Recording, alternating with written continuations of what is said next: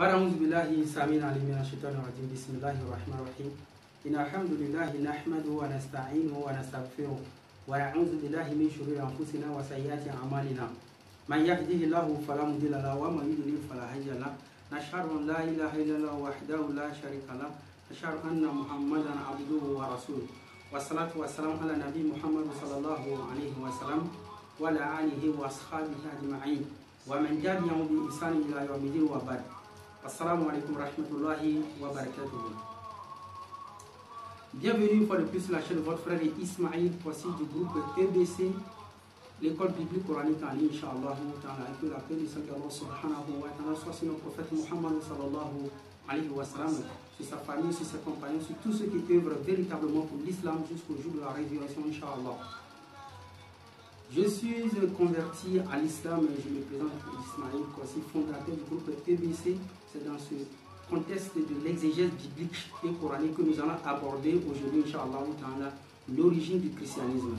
En fait, la question va paraître un peu trop irrespectueuse, voire même atteinte à la doctrine chrétienne, mais cela n'est pas notre but. Notre but, c'est de visualiser un tout petit peu ou d'approfondir un peu le sens donné par des épisodes ou des versets bibliques pour mieux comprendre où se situe la doctrine du christianisme comparativement à la doctrine de l'islam. Donc sans trop tarder, nous allons basculer sur la question. C'est de savoir aujourd'hui quelle est l'origine du christianisme. Quel est le statut de l'origine du christianisme. En fait, quand je parle de christianisme, je parle de Jésus qui est mort pour les humains. En fait, vous voyez, ça dit le sacrifice expiatoire. D'où vient ça, cet enseignement? Donc, dans toute la Bible, on voit surtout le Nouveau Testament qui se prononce plus sur cette doctrine. On voit moins une minorité partie de l'Ancien Testament qui, d'ailleurs, qui font état d'ajustement avec des principes du Nouveau Testament pour juste mettre en analogie avec les versets de l'Ancien Testament qui n'ont pas réellement quelque chose à voir avec cette doctrine renouvelée qui est appelée Nouvelle Alliance, mais qui n'a rien à voir avec la Nouvelle Alliance prononcée par le Créateur dans Jérémie 31 à 34, Inch'Allah. Donc, pour rentrer d'abord dans le vif du sujet, je rentre d'abord par qui est l'auteur de la trahison. C'est-à-dire, si on mesure proprement la doctrine du christianisme, il est question de Jésus a été tué pour nos péchés, ou bien Jésus est mort pour nos péchés. Mais quelle est l'origine de cela? L'origine, ça part d'abord par un homme qui aurait trahi Jésus. C'est-à-dire, cet homme s'appelait Judas. Donc, Judas aurait trahi Jésus. Et maintenant, Jésus va être maintenant mis à mort par des Juifs. Et cette mort va nous être bénéfique à nous aujourd'hui.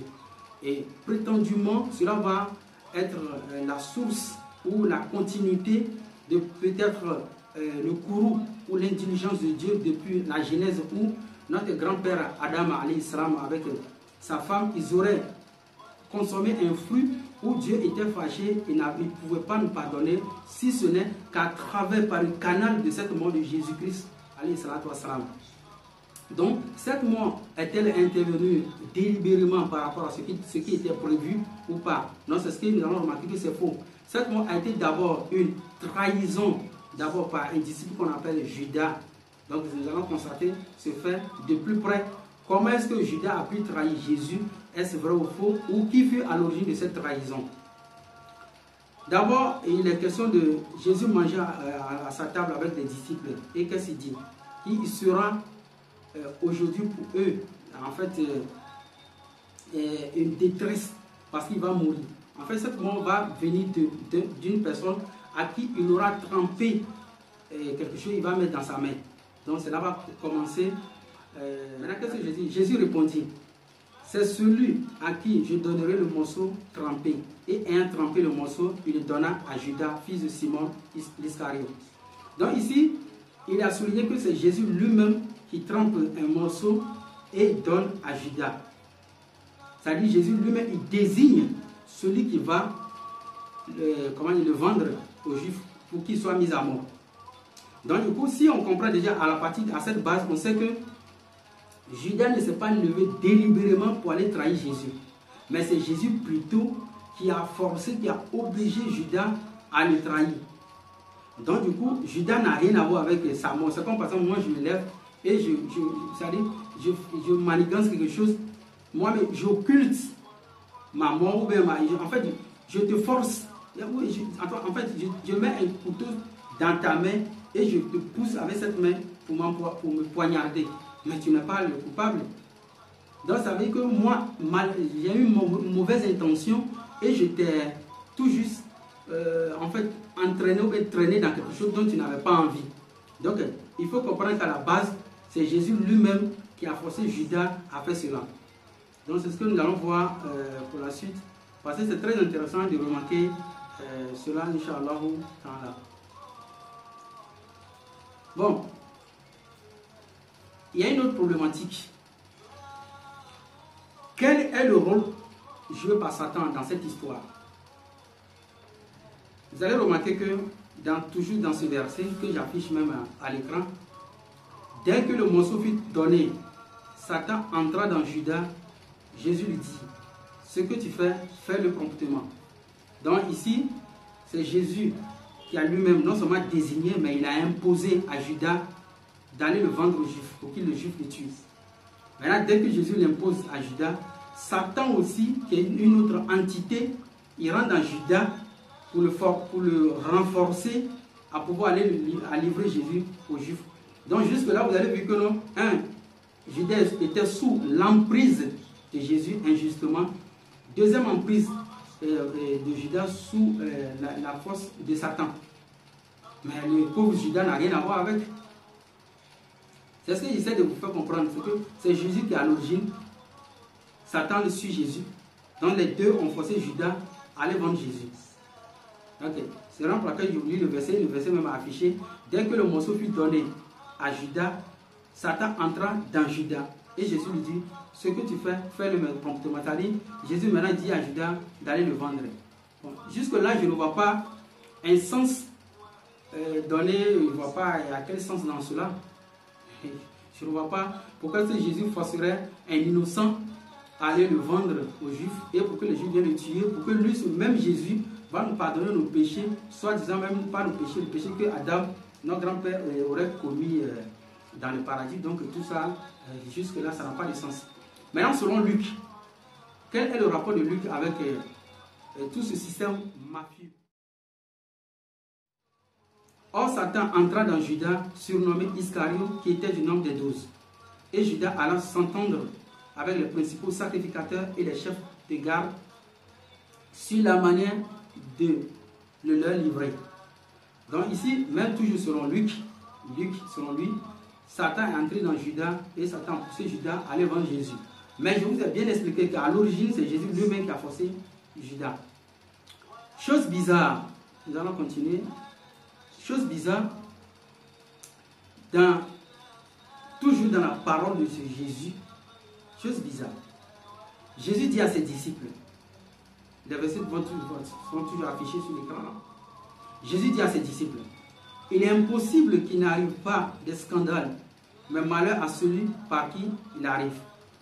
Il vaudrait mieux pour lui qu'on mit à son cou une pierre de moulin et qu'on le jetât dans la mer, que s'il scandalisait un de ses plus petits.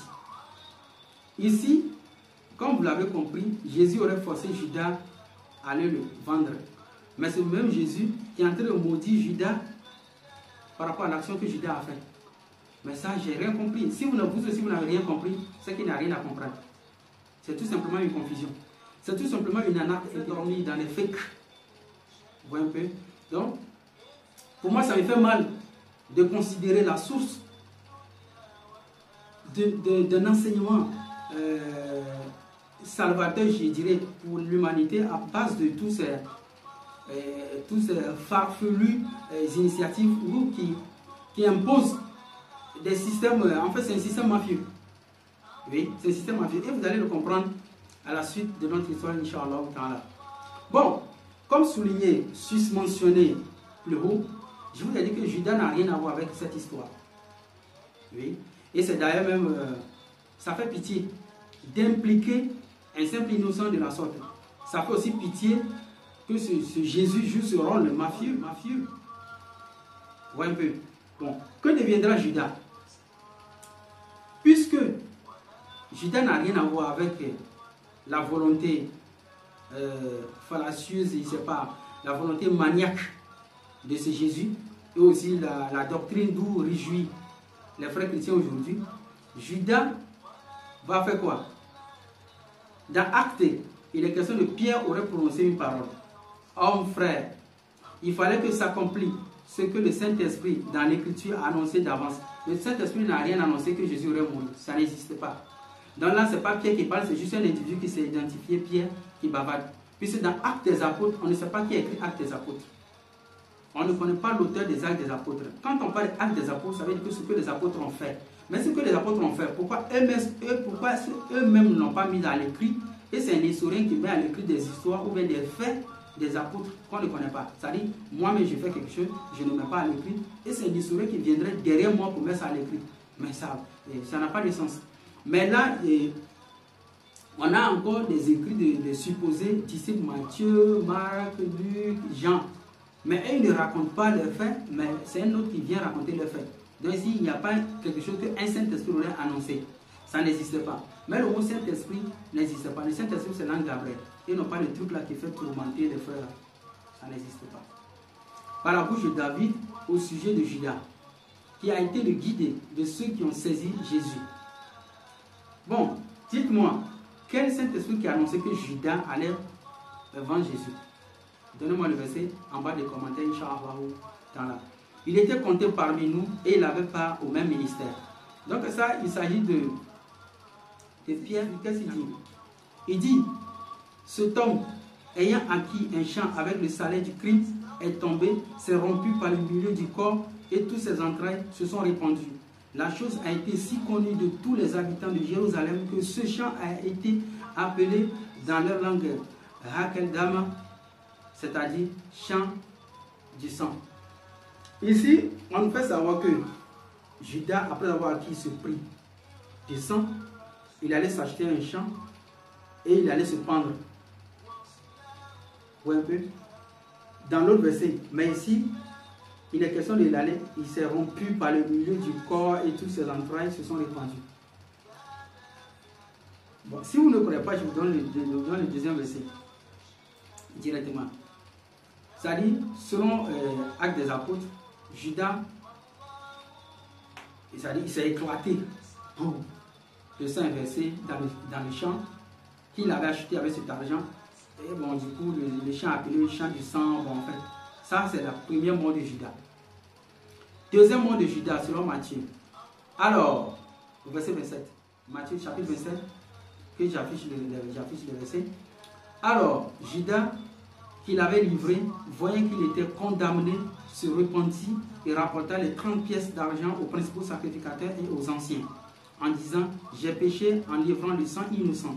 Il répondit, que nous importe, cela te regarde. Judas jeta les pièces d'argent dans le temple, se retira et alla se pendre. Un homme là, il meurt une fois, ou bien il meurt deux fois. Ici, il est question de Judas est mort deux fois. L'autre côté, dans l'Acte des Apôtres, il est mort, ses entrailles. Boum. Ici, c'est le coup. Là-bas, c'est boum. Mais un homme meurt une fois. En fait, loin de moi de me moquer de toutes ces histoires. Pour moi, c'est juste, je vous lis les textes. À vous de faire des conclusions. Parce que je ne peux jamais prendre du plaisir en dénigrant ou, je ne sais pas, ce qu'il peut y avoir comme toute personne malveillante ou ayant des idées préconçues. L'incongruité ne peut pas me pousser à agir de la sorte. Mais moi, en fait, c'est l'analyse. Donc, j'essaie d'analyser le texte ensemble avec vous. Et au-delà de ça, si je tiens des propos qui vous blessent, excusez-moi, ce n'est pas mon intention, Inch'Allah. Il est aussi question de... Les chrétiens nous disent que croyez seulement à la mort de Jésus, vous êtes sauvés. Crois à la mort de Jésus, tu es sauvé.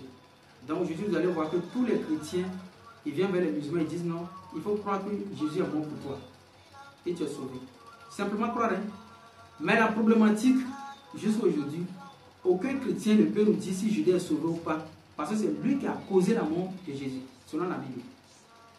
Donc si nous, on croit simplement à la mort de Jésus et on est sauvé, mais Judas qui est à l'origine de la mort de Jésus, est-ce que lui n'est pas sauvé? Judas, Jésus encore a maudit Judas. Que malheur à lui. Quand on dit malheur à toi, ça veut dire que bon, toi tu tombes dans le malheur. Vous voyez un peu? Oh, Judas n'a rien fait. Oh, comme je vous l'ai susmentionné plus haut, qu'au départ, c'est Jésus même qui a obligé, qui a imposé à Judas d'aller le vendre. Si on est 10 personnes et tu me désignes pour aller faire quelque chose, mais c'est toi qui m'as désigné. Donc c'est un peu ça, Inch'Allah. Donc ça, le sujet à réflexion là, c'est que si les chrétiens nous disent de croire à la mort de Jésus aujourd'hui pour être sauvés, c'est que Judas aussi est sauvé. Voilà, c'est tout. Voilà, c'est tout. Et en fait, nous musulmans qui ne croyons pas à la mort de Jésus, mais qui n'est pas mort, en fait, on n'est pas sauvés selon vous, mais nous sommes des gens qui veulent du bien de Jésus, puisqu'il y a beaucoup de parties où Jésus se plaint que les Juifs veulent le tuer. Il y a beaucoup de parties. Il allait prier même pour que ça passe à côté de lui. Donc, nous, on est dans l'optique voulue par Jésus. Voilà. Mais vous êtes des Juifs. Vous avez dit que les Juifs ont tué Jésus, que les Juifs ne seront pas sauvés. Mais les Juifs seront sauvés, puisque c'est eux qui ont causé ce sacrifice pour vous, Inch'Allah ou Ta'ala. Bon, la problématique, encore, c'est que la partie la plus triste de cette histoire, c'est que Jésus a comploté ensemble avec Satan pour introduire Judas dans quelque chose qu'il n'avait pas voulu. Ce n'est pas la première fois que Jésus a fait ça. Ce n'est pas la première fois que Jésus s'est allié avec Satan pour faire du mal à un individu. Jésus a déjà fait ça dans Job 1, verset 6. Je vous lis le verset. Jésus a déjà fait ça dans Job 1, verset 6. Voilà. Job 1, verset 6. Or, les fils de Dieu vinrent un jour se présenter devant l'Éternel. Et Satan vint aussi du milieu d'eux. L'Éternel dit à Satan, d'où viens-tu? Et Satan répondit à l'Éternel, de parcourir la terre et de m'y promener. L'Éternel dit à Satan, as-tu remarqué mon serviteur Job? Il n'y a personne comme lui sur la terre. C'est un homme intègre et droit, craignant Dieu et se détournant du mal. Et Satan répondit à l'Éternel, est-ce d'une manière désintéressée que Job craint Dieu? Ne l'as-tu pas protégé, lui, sa maison et tout ce qui est à lui? Tu as béni l'œuvre de ses mains et ses troupeaux couvrent le pays. Mais étends ta main, touche à tout ce qui lui appartient et je suis sûr qu'il te maudit en face. Ici, c'est Jésus qui recommande à Satan d'aller faire du mal à Job. Ça dit, au verset 12, l'Éternel dit à Satan, Jésus dit à Satan, voici tout ce qui lui appartient, je te le livre. C'est-à-dire tout ce qui appartient à Job, je te livre Job. Seulement ne porte pas la main sur lui, et Satan se retira de devant la face de l'Éternel. Ouais, donc Satan, Jésus ici, il appelle Satan, il lui dit, non, va faire telle chose à Job, va lui soutirer cela, va le faire ceci. Mais Job qui est innocent, qu'est-ce que Job a fait à Jésus? Rien. On continue l'histoire. On rentre dans Job 2, verset 1. Verset 1. Là, vous allez prêter très attention encore ici et vous verrez la suite de l'histoire. Job 2, verset 1. Or, les fils de Dieu vinrent un jour se présenter devant Jésus et Satan vint aussi au milieu d'eux se présenter devant Jésus. Jésus dit à Satan, d'où viens-tu? Et Satan répondit à Jésus, de parcourir la terre et de m'y promener. Jésus dit à Satan, as-tu remarqué mon serviteur Job? Il n'y a personne comme lui sur la terre. C'est un homme intègre et droit, craignant Jésus et se détournant du mal. Il demeure ferme dans son intégrité et tu m'excites à le perdre sans motif. Et Satan répondit à Jésus, peau pour peau, tout ce que possède un homme, il le donne pour sa vie. Mais étends ta main, touche à ses os et à sa chair, et je suis sûr qu'il te maudit en face. Ici, c'est Jésus qui recommande à Satan de toucher. Bon, en fait, vous avez bien compris le verset, c'est pas moi de vous l'expliquer encore, Inch'Allah. Jésus dit à Satan, voici, je te le livre, seulement épargne sa vie. Jésus dit à Satan que je te livre Job. Mais le pauvre Job n'a rien fait. Et Satan se retira de devant la face de Jésus Puis il frappa Job d'un ulcère malin depuis la plante du pied jusqu'au sommet de la tête. Et Job prit un tesson pour se gratter et s'assit sur la cendre. Ici, c'est Jésus qui va, ici c'est Jésus qui va proposer à Satan d'aller attaquer Job. Parce qu'il a trouvé Job qui est intègre, qui est pieux, qui est bon. Mais franchement, si un homme est pieux, il est bon. Mais est-ce que Jésus a besoin que Satan aille l'attaquer? Pourquoi faire? En fait, j'explique pas la suite. Parce que je ne veux même pas savoir à quoi ça ressemble cette histoire. Franchement. Bon. Voici un secret de la Bible que je vous donne.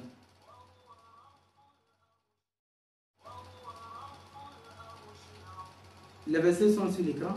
Lorsque Judas fut sorti, Jésus dit: maintenant le Fils de l'homme a été glorifié et Dieu a été glorifié en lui. C'est-à-dire, quand Judas est sorti pour aller livrer Jésus, Jésus dit qu'il est glorifié. Glorifié. Il est glorifié pourquoi? C'est-à-dire, je suis là et je m'appelle Jésus. Je te dis, va me livrer, ils vont venir me tuer. Et je suis glorifié. Ça n'a pas de sens. On ne sait pas pourquoi il est glorifié. Au verset 25, qu'est-ce qu'il dit encore, Jésus? Celui qui aime sa vie la perdra. Et celui qui hait sa vie dans ce monde la conservera pour la vie éternelle. On n'a rien compris. Et si vous aussi vous n'avez rien compris, moi aussi je n'ai rien compris. Le fait que Jésus envoie Judas pour aller le livrer et le glorifier. Vous allez voir pourquoi est-ce que le mot glorifié est dans ce texte. Vous allez voir que le verset que je vous ai lu précédemment, il s'agissait plutôt des Grecs qui sont venus voir Philippe et lui disent: nous voulons voir ton maître Jésus. Et là Jésus dit à Philippe que l'heure est venue pour qu'il soit glorifié. C'est-à-dire, si on comprend l'histoire, des Grecs sont venus voir Philippe et on veut voir Jésus. Et Jésus dit qu'il est glorifié. Qu'est-ce qu'il y a? Même un caméraman a tête de... Il y a quoi de... Il n'y a pas de... Qu'est-ce qu'il y a dans ça? Elle dit Jésus est là. Hein. Il est là comme ça. Philippe vient le voir. Les Grecs veulent le voir. Et Jésus dit à Philippe: oui, il est l'heure qu'il soit glorifié. Donc si les Grecs sont venus te voir pour te tuer, toi Jésus, et tu es glorifié, il y a quoi dans ça? Ça veut dire simplement, ça veut dire simplement que l'être humain qui est en train de parler, vous allez voir la suite, que pourquoi est-ce qu'on nous dit que Jésus est mort, il faut accepter comme ça. Vous allez voir ça les versets à la suite. L'être humain, il est en train de nous faire croire que la gloire dont, toute la gloire dont il parle, c'est la mort de Jésus, qui est une gloire. Quelle gloire? Le fait qu'un homme se lève pour tuer l'autre, où est la gloire qui est dans ça? Mais si vous considérez la mort comme une gloire, franchement, je ne sais pas comment est-ce que on explique le christianisme par la mort, par la gloire de la mort. La problématique, elle se situe ici. Qui est l'auteur de toutes ces histoires? Souvent, je vous dis qu'il y a des écrits qui se retrouvent dans la Bible qui n'ont rien à voir avec les réalités. C'est juste des fictions. C'est comme par exemple, on vous dit dans la Bible que Jacob a frappé Dieu. Oui, dans la Bible, on dit Jacob a frappé Dieu. N'est-ce pas? Par exemple, je vous affiche le verset. D'autres traductions, ils mettent Jacob s'est battu contre un ange. D'autres ils disent Jacob s'est battu contre un homme. D'autres ils disent Jacob s'est battu contre Dieu. Mais ceux qui ont la honte, qui ont vite compris, ils mettent homme ou ange. Parce qu'ils savent que non, c'est fragment de dire que Jacob s'est battu contre Dieu. Il n'y a pas de souci. Mais la problématique c'est de quoi? C'est un texte original. Dans le texte original hébraïque, est-ce que c'est mentionné le mot homme ou ange? C'est là la problématique. La tradition n'est rien. Le texte original, est-ce que le texte original a marqué Dieu, homme ou ange? Vous voyez un peu? Plus loin, je vous affiche encore. Pourquoi que c'est contre Dieu Jacob s'est battu? Vous allez vous trouver ça dans ce verset que je vous affiche là.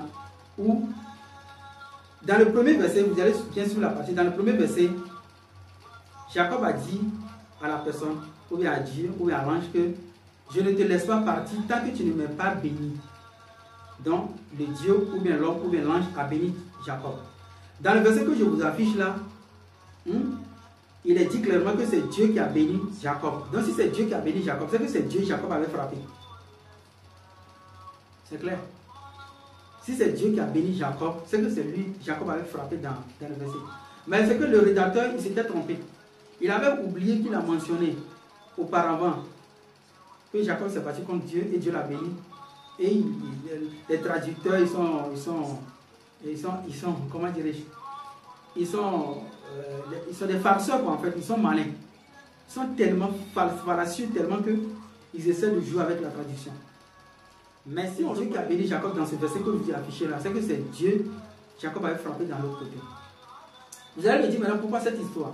Cette histoire, elle est tout simplement racontée dans la Bible parce que les rédacteurs bibliques, ils se sont retrouvés confiés à une chose. Ils savaient que Jacob s'appelle Jacob. Mais son nom a changé, on l'appelle maintenant Israël. Maintenant, ils se posent la question, que s'est-il passé jusqu'à ce que son nom s'est changé et puis c'est devenu Israël? Dans le Coran, on trouve Jacob, on trouve Israël. Mais Dieu ne nous mentionne pas ces genres de futilité de savoir quand est-ce que son nom a changé comme ça. Mais les chrétiens, ils ont voulu créer une histoire fictive. Voilà, pour donner une occurrence à ce changement de nom, Inch'Allah. Donc c'est ça qui crée tous ces désordres-là. Donc, toutes ces histoires racontées dans Jean, Jésus avait trempé, ça il a donné à Judas comme ça, c'est faux. Puisque qu'est-ce que Jean dit? Il dit, c'est ce disciple qui rend témoignage de ces choses et qui les a écrites. Et nous savons que son témoignage est vrai. C'est-à-dire, Jean, il nous fait savoir que c'est un disciple qui a écrit toutes ces choses et qui témoigne de ces choses. Or, Jean est présenté à toute l'humanité comme étant le disciple de Jésus. Mais ici, c'est Jean qui fait son mea culpa. Il fait son aveu que ce n'est pas lui qui a écrit ces choses sur Jésus, mais que c'est un disciple qui a écrit ces choses et qui témoigne de ces choses. Et lui, nous savons, que son témoignage est vrai. Lui, Jean aussi. Mais c'est très triste. En fait, ce sont des histoires moroses. Réellement, Jean a écrit 100 ans après Jésus, comme le dit la tradition, 90 ans, 100 ans après Jésus. Comment peut-il connaître Jésus? Il dit ici, Jean dit que c'est ce disciple qui rend témoignage de ces choses-là et qui les a écrites. Mais Jean n'a jamais dit que c'est moi qui rends témoignage de ces choses-là et puis c'est moi qui les ai écrites. Et il dit encore, et nous implique Jean lui-même. Et nous savons que son témoignage est vrai. C'est-à-dire, Jean dit qu'il n'a jamais été témoin des faits de Jésus. Et vous dites aussi que Jean est disciple de Jésus. Donc c'est triste. En fait, je vous envoie dans la partie du verset coranique, je vais vous afficher un verset coranique où Allah subhanahu wa ta'ala dit que ce Coran raconte la plupart des histoires sur lesquelles divergent les Israélites. C'est-à-dire le Coran est venu raconter les vraies histoires passées que les Israélites ils avaient gauchies.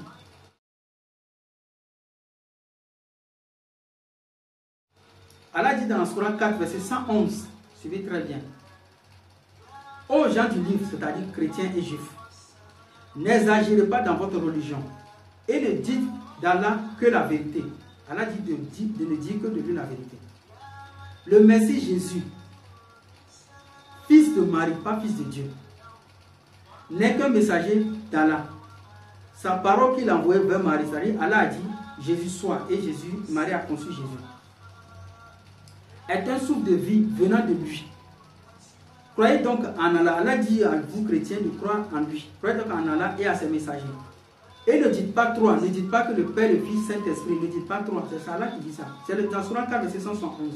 Ne dites pas trois. Cessez. Ce sera meilleur pour vous. Sinon, le jour de la résurrection va vous châtier. Allah n'est qu'un Dieu unique. Il est trop glorieux pour avoir un enfant. C'est à lui qu'appartient tout ce qui est dans les cieux et sur la terre, et Allah suffit comme protecteur. Si vous dites que Jésus est fils unique de Dieu, nous on est quoi? C'est-à-dire, si vous dites que Jésus il est fils unique de Dieu, nous on est quoi? Or, dans toute la Bible, même depuis la Genèse, on trouve que les fils de Dieu, les fils et les fils de Dieu vinrent comme ça. Les fils de Dieu, il y en a partout. Mais Jésus lui-même dit que Heureux ceux qui procurent la paix, quand ils seront appelés les fils du Très-Haut. Mais vous dites que Jésus est le seul fils unique de Dieu. Mais l'Ancien Testament dit que les fils et les filles de Dieu, Jésus dit, quand vous proclamez la paix, Jésus dit que vous êtes devenus les fils et filles de Dieu. Beaucoup de versets, même Dieu a même dit que Israël est son premier-né. David est son fils engendré. Vous dites que Jésus est le seul fils engendré. Mais dans les psaumes, il est dit, Dieu dit que David est son fils engendré. Il dit que Israël est son premier-né. Paul dit que Jésus est le premier-né de toute la création. Dieu dit que Israël est son premier-né. Israël, ça veut dire Jacob est son premier-né. En fait, toutes ces confusions l'amènent à quoi? Un fanatisme religieux. Donc, Inch'Allah, j'espère avoir été un peu plus lucide dans ce que j'ai voulu vous exposer, que vous allez trouver des récits bibliques, mais si vous ne les analysez pas, vous allez tomber tout simplement dans l'anarchie religieuse, et le fanatisme religieux conduit l'homme à l'enfer, Inch'Allah. Juste pour intégrer notre groupe, il suffit seulement d'avoir le numéro WhatsApp et inscrivez-vous, Inch'Allah. L'école biblique coranique en ligne, Inch'Allah. Barakallahu fikum. Assalamu alaikum wa rahmatullahi wa barakatuh.